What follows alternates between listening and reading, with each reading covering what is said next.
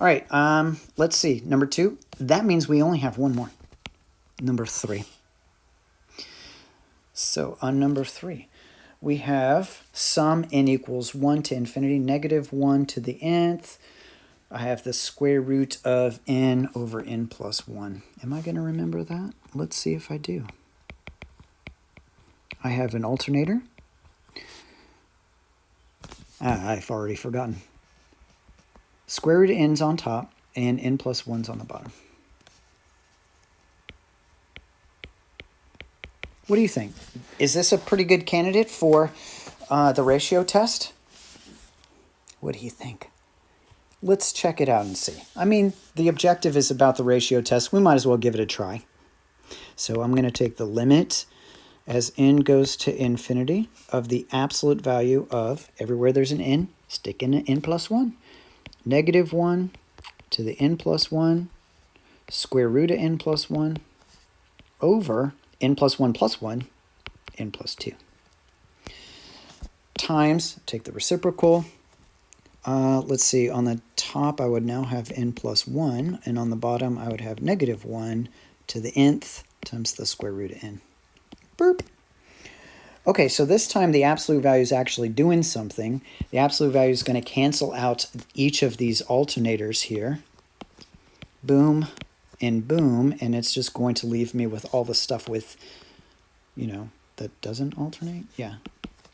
Limit as n goes to infinity of, I have the square root of n plus 1 times n plus 1 over, I'm going to rearrange this so it's in the same kind of order, square root of n plus 2.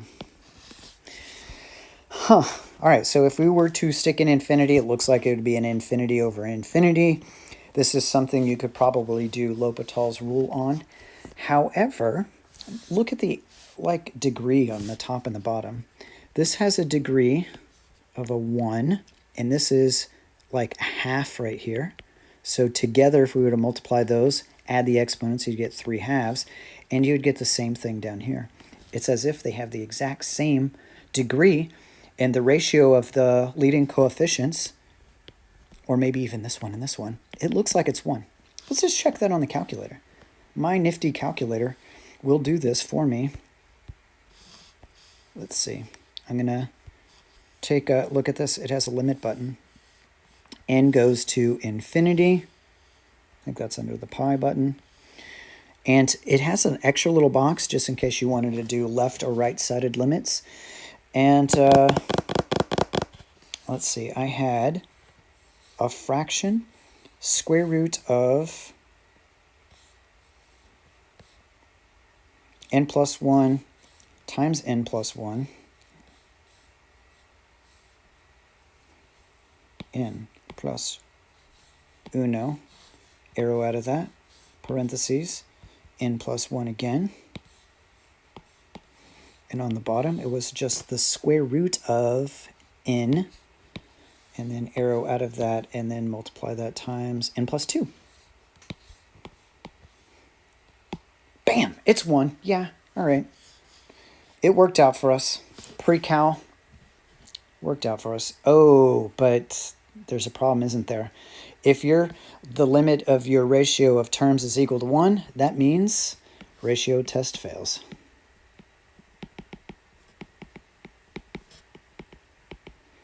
Wah, wah. That gets a sad face. Well, do we have any other tests that we could use? It is alternating, which means that we should be able to use the alternating series test, hopefully. So let's check it out and see. So the alternating series test would go sort of like this. Right. I'm going to go, my nth terms is the square root of n over n plus 1. They're definitely positive because n is starting at 1. And I need to check 2 different things. I need to check the limit of the terms. Limit as n goes to infinity, square root of n over n plus 1. Now the infinity over infinity, I have a bigger infinity on the bottom because it's linear, and on top you have square root. Linear grows faster than square root, so this is going to go to 0. So that part checks out. And then the second part of this that I have to check is the n plus 1th term less than or equal to the nth term. That would look like this. Square root of n plus 1 over n plus 1 plus 1. Is that less than or equal to the square root of n over n plus 1? I have no idea. I don't know. Maybe we cross multiply. I would have the square root of n plus 1 times n plus 1. Is that less than or equal to the square root of n times n plus 2? I don't even know. I'm clueless. Is there another way to see if these terms are getting smaller? How about we check a function? So we're going to say let f of x equal square root of x over x plus 1 equal the terms of our sequence for n equals 1, 2, 3, and so on, right? And now let's just take its derivative. If I take its derivative, let's see here. I'm going to have to use the quotient rule on it. Looks like it. So f prime of x is equal to, this is x to the 1/2 power, of course, 1/2 x to the negative 1/2 times the denominator, x plus 1, minus the top, x to the 1/2 times the derivative of the bottom, 1, over x plus 1 quantity squared. All right, notice that they have a common, not really a common factor, but this is one of those fancy factoring techniques where we're going to pull out the GCF, which is the smallest exponent, and that smallest exponent is the negative 1/2. Let's take the fraction with it too. 1/2 x to the negative 1/2. Burp, burp, burp. So obviously, the first term is just going to be x plus 1, because it's the same term that I just factored out, minus, now I need a 2 here, because a half times that 2 is going to make a 1 up front. And then I have x to the 1/2 divided by x to the negative 1/2. I subtract the exponents, I get x to the first power over x plus 1 squared. And now let's clean it up.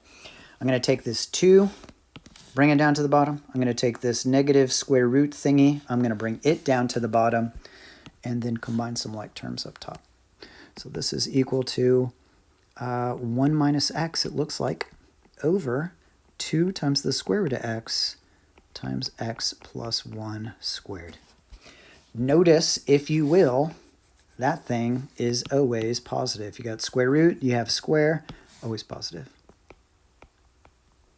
Always greater than 0. So what about the top?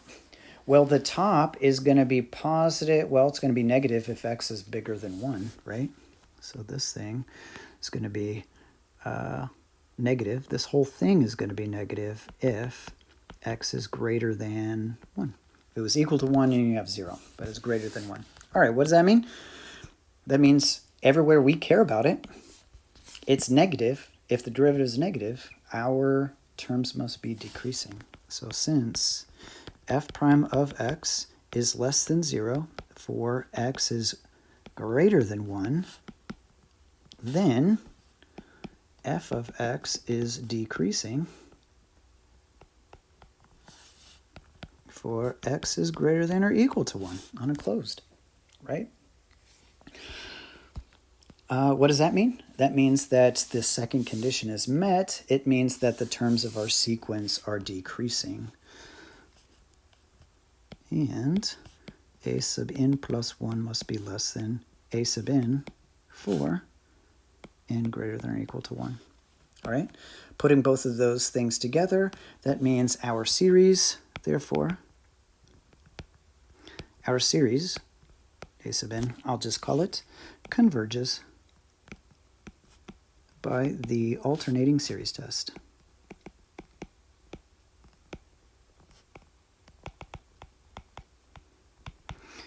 All right, now, one of the things that I wanted to do in this is take it a step further and see, is it absolutely convergent or is it conditionally convergent? So that's what we're going to do next. Absolutely convergent.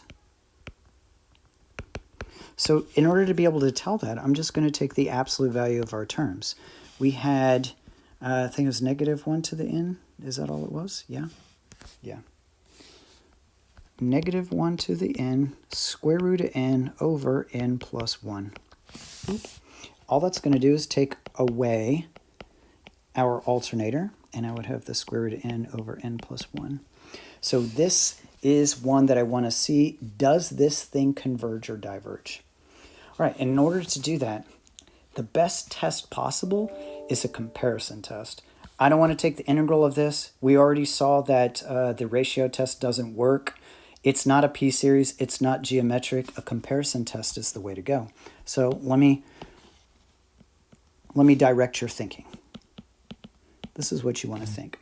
We have up top, we have n to the 1/2 power. And on the bottom, I have n to the 1st power.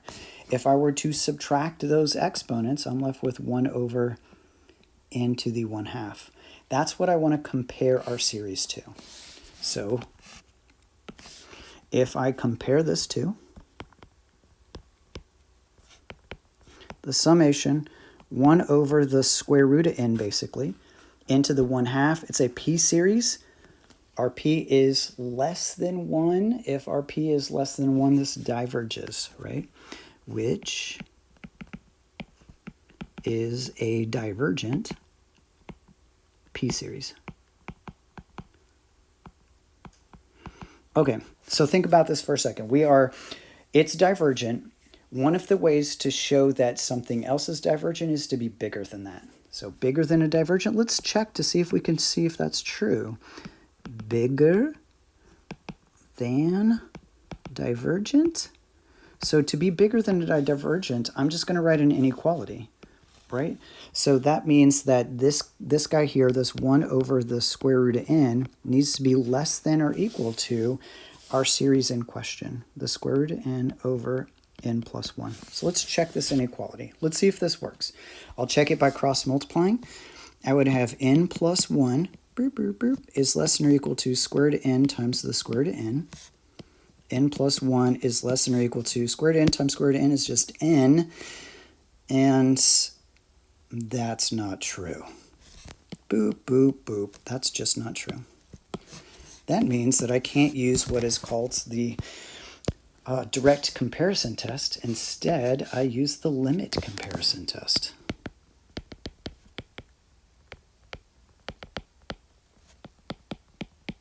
So the limit comparison test, I'm going to take the limit, n goes to infinity, of no absolute value here. It's sort of kind of like the ratio test, but you don't compare it to itself. You compare it to something that you know either converges or diverges.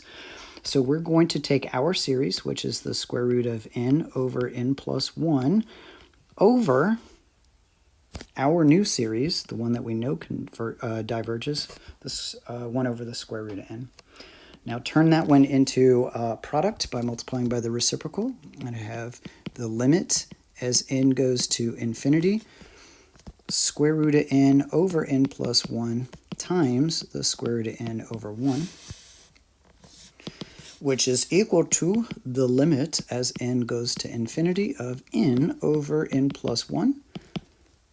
Pretty sure that's equal to 1, which is positive and finite. Positive and finite means that the limit comparison, they both do the same thing. Very, very similar to the integral test, right? So by the limit comparison test,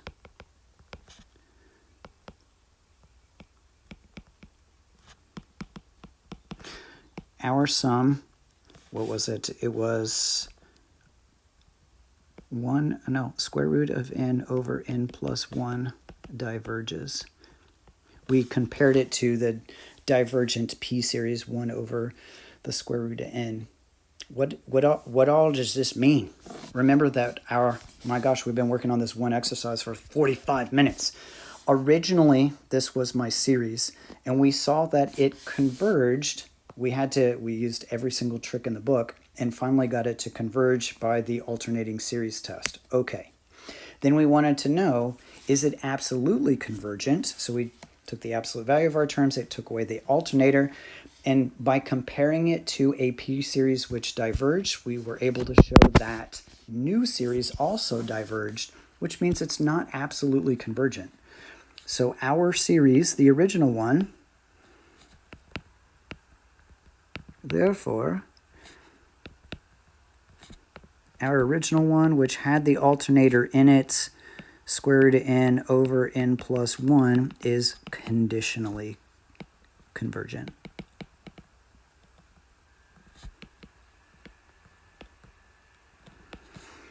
Boom and boom.